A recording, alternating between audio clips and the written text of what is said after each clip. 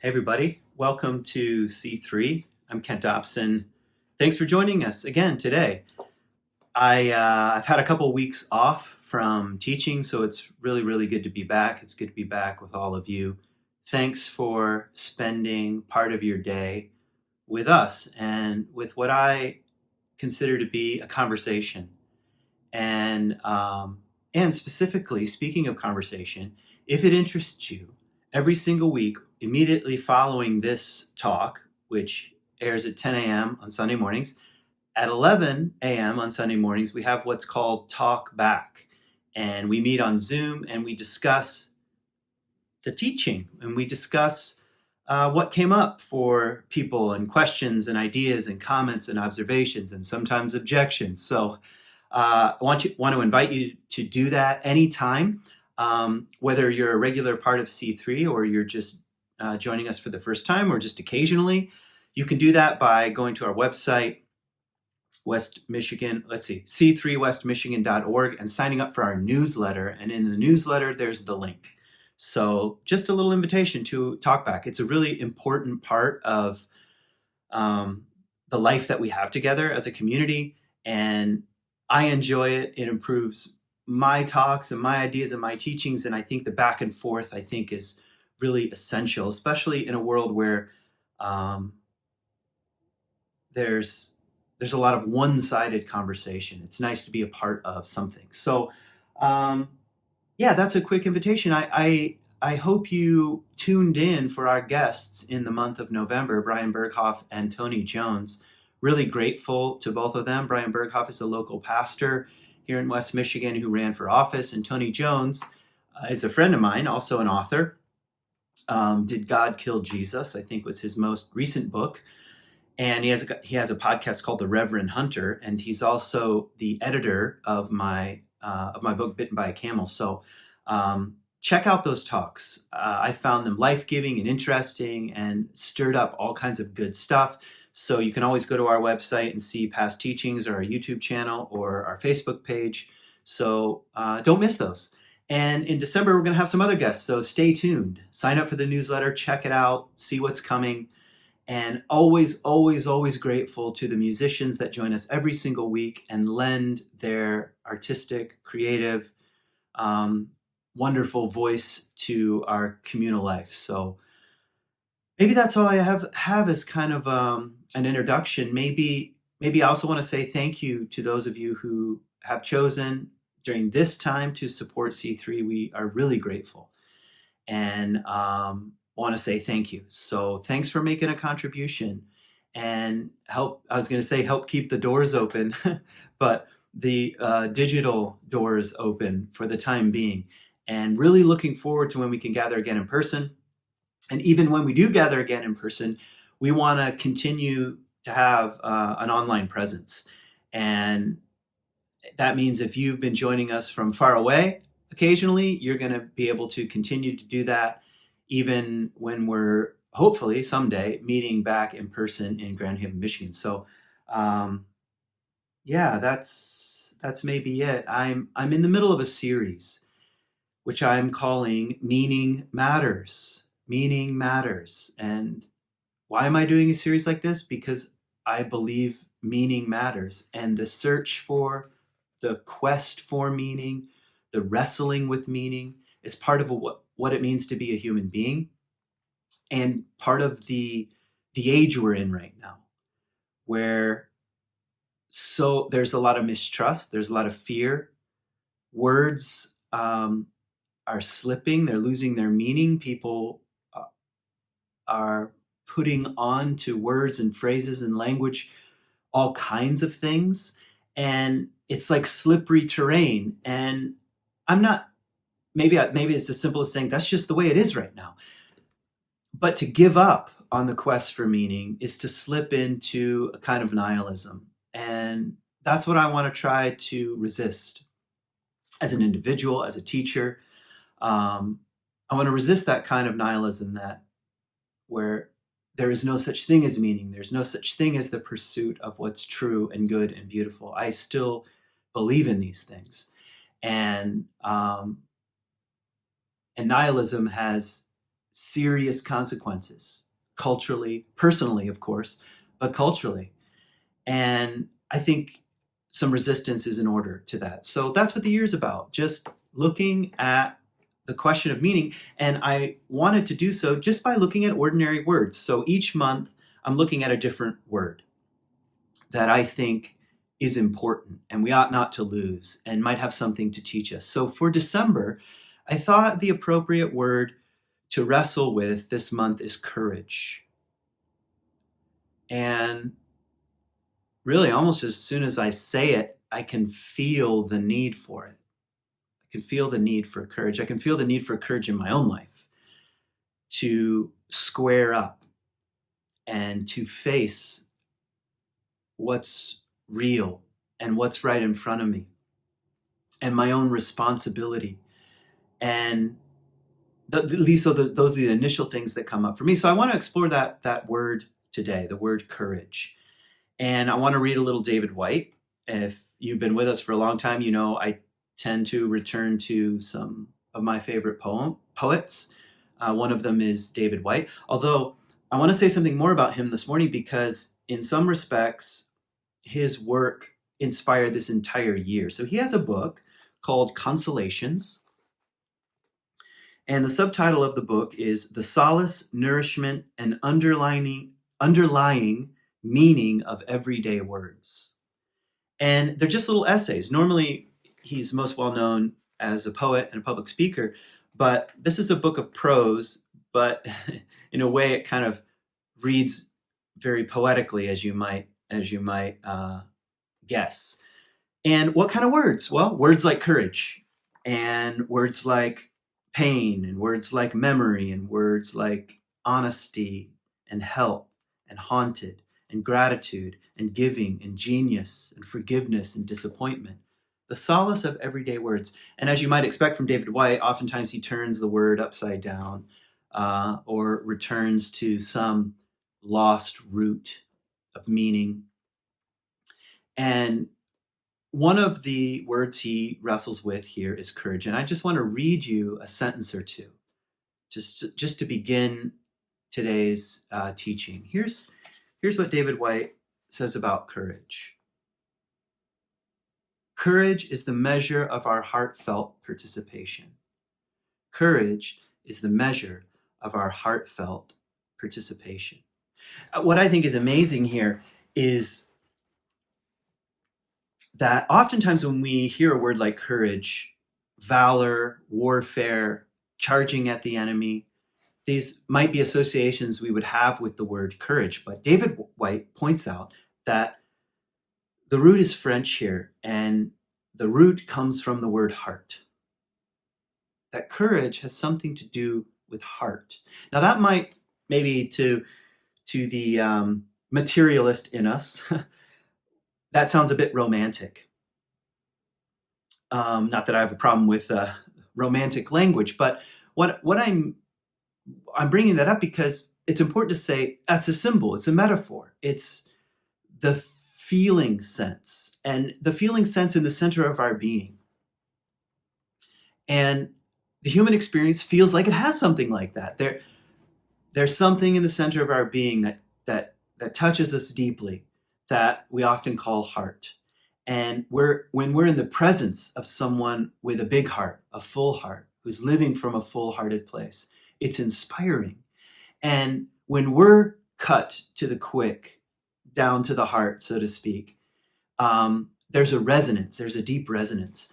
And to say that courage is connected to the heart, I think, is really interesting and important.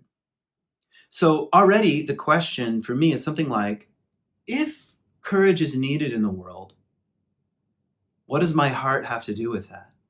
If courage is needed in the world, which I think it is, how do I live in a kind of full-hearted way? And maybe I ought to say right here at the beginning, to live like this is to expose yourself. It's risky. It's dangerous. You know the cliche, living with your heart on your sleeve. Well, there's something about this cliche. What does it mean? It means that you're exposed. You're not guarded in the same way. You're not closed off. You're not like a caged animal. You're not walled off. You're not. You haven't cut yourself off from the possibility of encounter. And I think that's what courage is trying to call us to live in a more heartfelt way. So let me finish the sentence here. Courage is the measure of our heartfelt participation. Courage is the measure of our heartfelt participation with life, with another, with community, a work.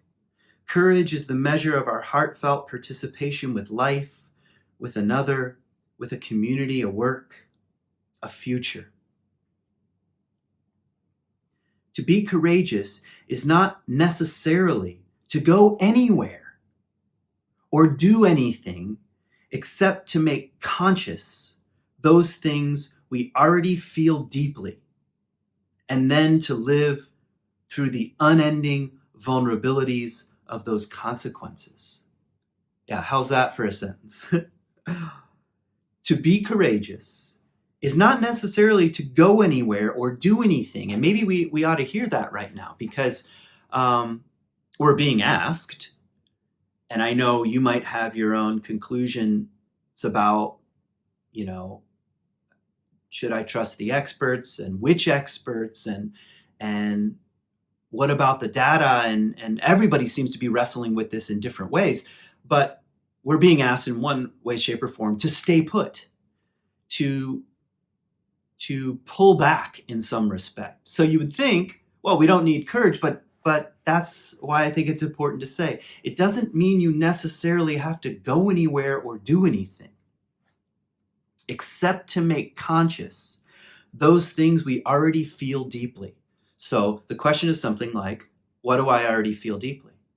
And now we're in the realm of the heart. What do I already feel deeply? What already deeply rings my bell? Maybe at C3, we might say, what values are really in there that I want to embody and live and put forth in the world and cultivate? To be courageous is not necessarily to go anywhere or do anything except to make conscious those things we already feel deeply, and then to live through unending vulnerabilities of those consequences. There are consequences to the courageous life, David White is saying. There are consequences. There are consequences when you live with your heart on your sleeve. There are consequences to live in a heartfelt way, because it might get broken. And in fact, it will get broken. Your heart will be broken, especially if you open up to the unending vulnerabilities of life itself. That's why I think courage and heart are connected. And what's interesting is that there's no hint of being victorious here. Often, I guess, in the kind of war imagery, which is where we often put courage, we think, well, courage happens when, or the result of our courage is victory. But there's no guarantee of any kind of victory in any sense, way, shape, or form. We might fail. We might get our hearts broken. Life might hurt us. That's what love is. I mean, what else could love be except the possibility of being disappointed, to open up in that way, and to say yes to it anyway, knowing that it might hurt. Those are the kinds of things I think David White is talking about here. And maybe it's worth saying here, which you already know. We live right now in a world where there's a lot of fear. And there's a lot of mistrust. And I'm thinking politically for a moment. I don't actually have a problem with the reality of the fact that millions and millions of people in America don't share my political views. I don't have a problem with that, honestly. I'm not even sure if that is a problem from kind of um, political philosophy point of view. Again, partly that comes from my perspective on the psyche, where I think something like the pull toward tradition and the pull toward innovation, everyone has. We contain both. Yet there's a kind of people have a certain dispensation, a certain leaning. And that's just the way it is. It's like left brain and right brain. It's always going to be this way. So I don't have a problem with that. What seems to be toxic is the mistrust. It's one thing to say, hey, I firmly and in a heartfelt way disagree and don't see the world the way you do. And the problems that we're facing as a society, I might have different conclusions than you do or than my neighbor does or whatever. It's the mistrust, and it's the deep mistrust. Not only do I mistrust this person is dangerous, this person is my enemy, and then very quickly we're back into kind of war language. Have you noticed? I'm sure you have, but maybe it's worth pointing out how much the political conversation is rooted in war language, which is intriguing. Do we really want to be at war with the people that we share the country with? Do we want to be at war with another state of another color, supposed made up colors like red and blue? I mean, the colors aren't made up, but calling a state red or blue is completely fictitious and yet feeds our Lions versus the Bears, Packers versus Minnesota, this kind of stuff. Dallas versus the Washington football team, all this sort of, which is a great place to flex that part of the instinctual self. Sports is a great place. It's a great substitute for war. That's why I love the Olympics. Let's go to the Olympics and not go to war. Anyway, my main point was our political language, as you know, is become warlike. And I think it's a valid question. Do we want to be sucked into that vortex? Because then it begins to make its own demands. Well, let's take the word courage for a moment. And as heartfelt participation, I'd like to just follow David White's definition. Courage is heartfelt participation in life. And when it comes to politics and economics and spirituality and theology and philosophy and education, I'd like to be the kind of person that has heartfelt participation in life and enters those conversations courageously with heart is what I mean. And so maybe war language isn't the most appropriate. Just like we would say of a marriage, warlike language probably isn't the most appropriate to define a long-term relationship. I'm at war with my partner. No, we would say actually probably some heartfelt participation in life and in the vulnerabilities of love itself is probably what's needed. So I'm challenging this idea a little bit. What does courage look like over the next 4 years? Now, I know some of you, I'm sure, voted for Joe Biden, and some of you probably voted for Donald Trump. And in January, it looks like, barring some, crystal ball thing that I can't see, it looks like Joe Biden will be the next president of the United States. So is that a victory? Well, it's a small victory, we could say, for the Democratic Party in the sense that it was running against the Republican Party. But what about heartfelt participation? Because we're still left with a country where there are all kinds of unique perspectives, all kinds of diverse people, all kinds of diverse bioregions. There's rural, there's urban. It's a wild, unbelievable place this country is. And sometimes I can't even believe it. My family's from Northern Ireland. My dad was born in Northern Ireland. He immigrated at 14. And when I visit Northern Ireland, which I occasionally get to do, to see relatives, I cannot believe how small it is. And like, we'll go from Belfast, where I have some relatives, up to the northern coast of Northern Ireland, which is for them considered a vacation. And we'll go up for the day because it's like an hour and a half drive, 2 hour drive, something like that. And it is insane to my relatives that if you drive that far, you wouldn't then stay for 3 weeks, because what a journey traveling to the other side of our country. But to me, it's like closer than going to Detroit. So the sheer size from the world of my ancestry that is America, it's unbelievable. Um, and as a lover of landscapes and wild places, the kind of biodiversity um, that we enjoy as Americans is really unreal. From the Everglades in Florida to the Colorado Plateau, the high desert Colorado Plateau of the Southwest, to the Cascades in northern um, Washington. I could just like start naming all kinds of amazing places, but you get the sense that I'm coming from. What a wild and diverse place. And so I guess in a way, I'm challenging myself. I want to be in a kind of heartfelt participation with life. Because listen to what he says.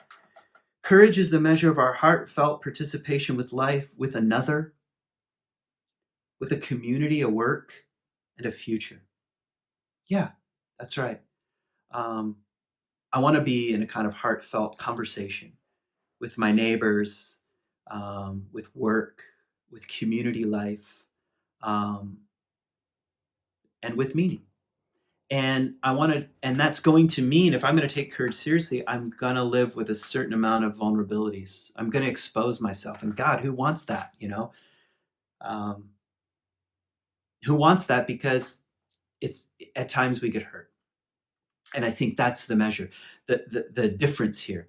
Those who step forward in courage are willing to be hurt by life, but that also means they're willing to love, they're willing to enter in, they're willing to enter into the complexities of around change. I had a friend this week that um, got some really bad health news. Someone close to me got some really bad health news, and meanwhile, I was doing some studying and some thinking and some reading about courage. And one of the things that struck me just in being in conversation with this person was that there was absolutely nothing I could do or they could do right now. It can't be fixed, can't be changed. It's not even at the stage where it's fully understood. So nothing is called for in terms of let's tackle this problem. Now, there may be a time for that. There may be possible or potential solutions or calls to action or something like that. But for the time being, all that's asked is heartfelt participation. And that means entering into the ambiguities, really, the not knowing, the not being able to come up with a plan and to settle in there. That's uncomfortable. But that's, I think, where courage shines, in those kinds of uncomfortable moments. And I know you know what I'm talking about. When you get that phone call or that conversation, or you find yourself in a situation where there's not some sort of easy fix, do you live in an open-hearted way, or do you close off? And I'm not here to judge the closing off. Maybe there's a time for that. After all, the turtle has a shell. But other times the call is to step out, to come out of the shell, to expose oneself to the vulnerabilities of life, to the ambiguities of life, to the uncertainties, and to the possibility of real conversation, we could say, with the other. So those are things that I've been thinking about. Let me just look at my notes real quick to see if there was something else here. Um, Another way of putting it I have here is that this is a question of showing up in our own life. Another definition for courage might be just showing up in our own life. And there are a million ways to hide. There are a million ways to hide from ourselves. That's what a lot of my talks are about. How clever the ego is in its ability to hide from the deep self and hide from reality, something like that. But just showing up in our own life, and um, showing up in an open-hearted way. That's what courage, I think, speaks to me. And another line here, maybe just in closing here, comes from C.S. Lewis. And I wanted to read this quote because it's related to, in some respects, to how I even view C3. C3 is a spiritual community that's value-based.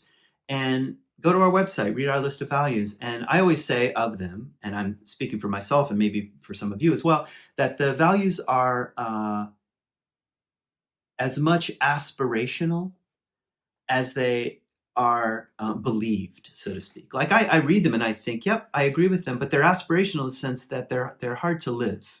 And that's maybe as they should be. So notice what C.S. Lewis says about courage. Courage is not simply one of the virtues,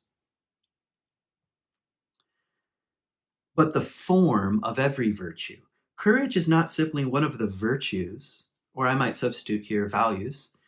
Courage is not simply one of the virtues or values, even though I understand those are slightly different, but the form of every virtue at the testing point, which means at the point of highest reality. So you say you're about freedom. You say you're about, I'm just going to pick some, freedom of speech. You say you're about inclusivity. You say you're about diversity. You say you're about listening to the other. You say you're about, and you start filling in the list. Where's courage fit in? Courage comes when those things are tested, really tested.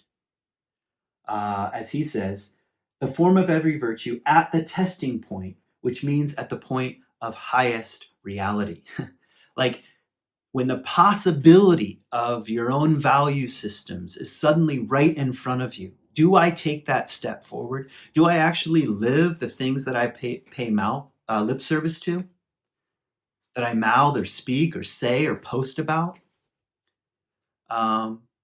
And you've heard me complain many times, the world of posting is a massive substitute for, or possible, massive substitute, or another way of saying can be a massive mask for what's actually true beneath the surface. Just because you post doesn't mean at the testing point you will live the values that you pay lip service to. And that's where courage comes in, a kind of heartfelt participation, a stepping into, a doing it anyway, that I think is so needed right now. And maybe I want to conclude by one more thing that David White says. I may have written it down. If not, I can probably remember it. He says, only by looking back does it feel like courage. Now, this final line, I think, is striking to me because the question is not, how do I get courage, know I have courage, and live it forward?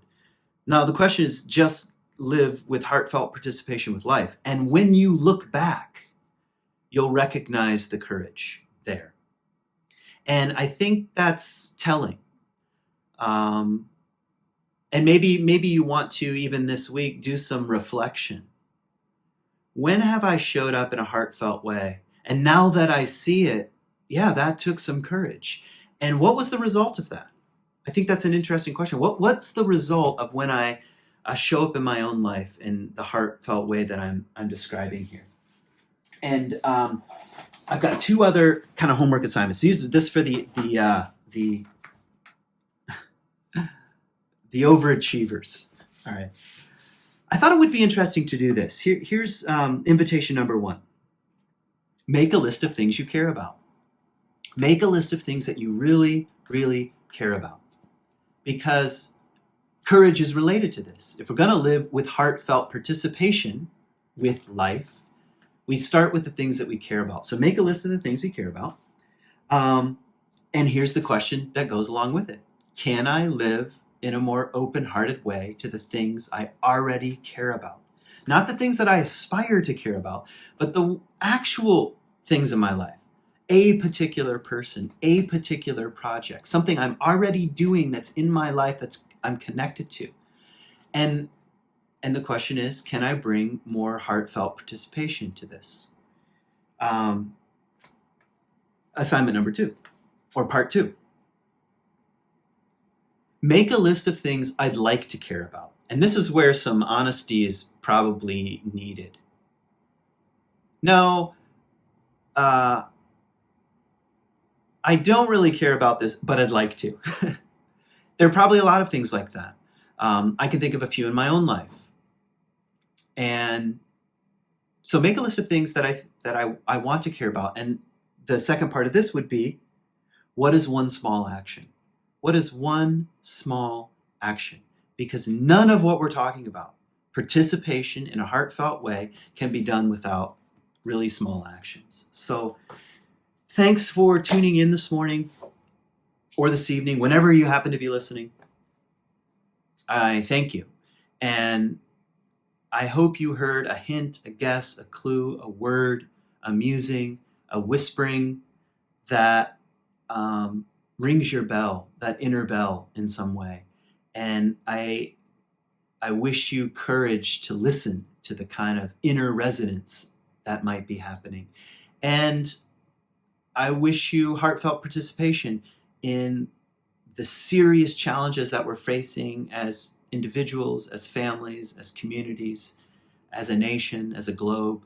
I wish you courage. Peace.